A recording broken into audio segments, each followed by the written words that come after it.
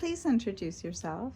Hi, I'm Margot Landy, and you're seeing me stand in my studio in Ventura. Tell me about your favorite medium. My favorite medium is clay. It has become just a medium that I cannot live without. There is barely a day that goes by that my hands are not in the clay for some period of time. Although the other mediums that I've worked with have contributed to what I do with clay, the painting, the drawing, and all of my other experiences. Textiles with quilting and patterns and all of that has attributed and helped me with clay, my ideas. How would you describe your art? My art, I have been told, and from what I can see, is for me, it's very, it can be whimsical, it can be serious, but not very often, because that's the beauty of doing clay, is it brings that inner playfulness out that that is me. Kind of free flowing sometimes. It's free flowing depending on what I'm working on. You know, like if I'm working on a sculpture, like for instance the horses, then I don't really have to think about it that much because the horses are so much a part of my life that they come through. If I'm working with dogs or cats or I love chickens, I think they're so cute, then they come out pretty funny. And otherwise, like for my functional pottery, I have to have an idea, and I then am more interested in using the functional parts as a canvas for color, and I love playing with color, and that goes back to my art background in combining the glazes and problem solving, getting the colors that I want, which is quite the thing with glazes because it's not like putting paint on a canvas. It never looks, you really have to do a lot of test tiles and tests to make sure you're getting what you want. And then even then, it's a surprise. How is your personality reflected in your art? My personality is reflected by the shapes, colors, the animals, their actions, how you feel when you look at them or when I look at them. You know, if they make me laugh, then that's me laughing. If they take your breath away, which I hope they do sometimes, then that's how I'm feeling when I make them. So I think that's the best way to answer it.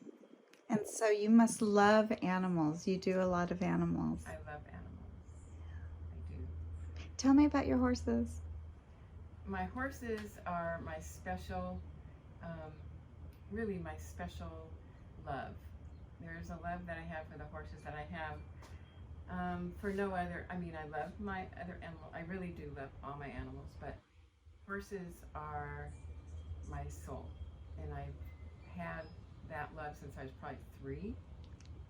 The picture, I started drawing horses when I was 3, and I've been drawing them ever since. And when I got to clay, I thought, ooh, now I can.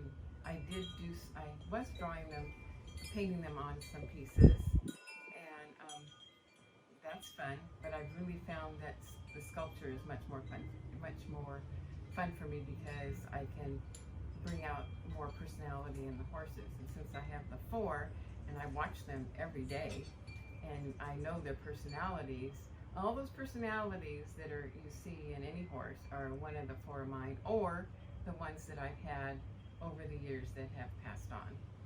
They come out in those pieces too. Where do you find your inspiration? I find my inspiration through, if you're talking about the animals, it's my actual animals and animals that I know.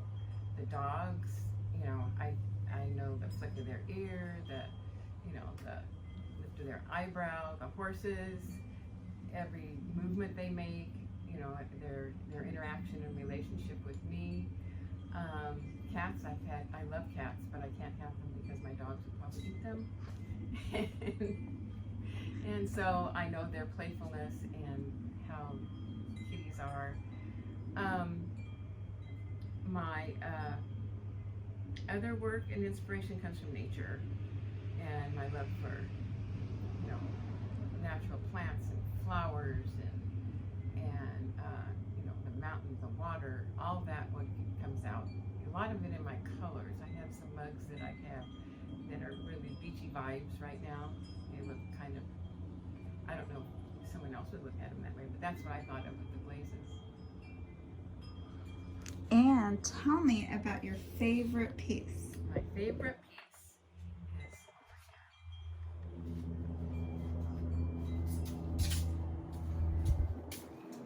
and this is my favorite piece. Play on it.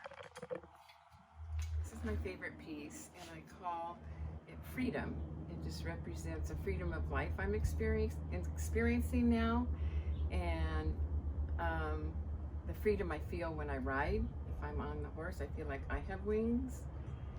And this particular horse is my baby horse, who's 5. She's 5 now, and she's just got this spirit about her that she wants to go forward and be free, and it's something that we can do together. Do you remember making this piece? I definitely yes, I do remember making this piece very well. And I hadn't planned it.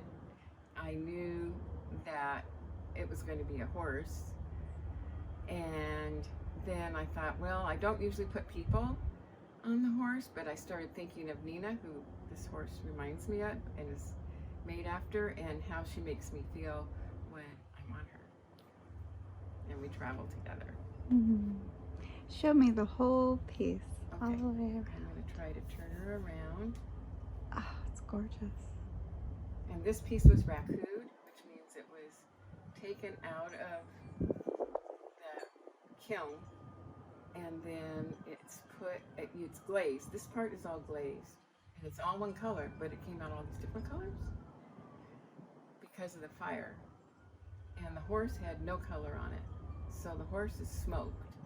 And then when it comes out of the kiln, it goes directly into, well, it's actually a trash can with paper and fire, and of course it catches on fire and it smokes, and it's left in there until it, you know, the heat goes down and we can get it out. And then you really don't know the colors that are going to come out, because this is a glaze called Del Favera that's really green.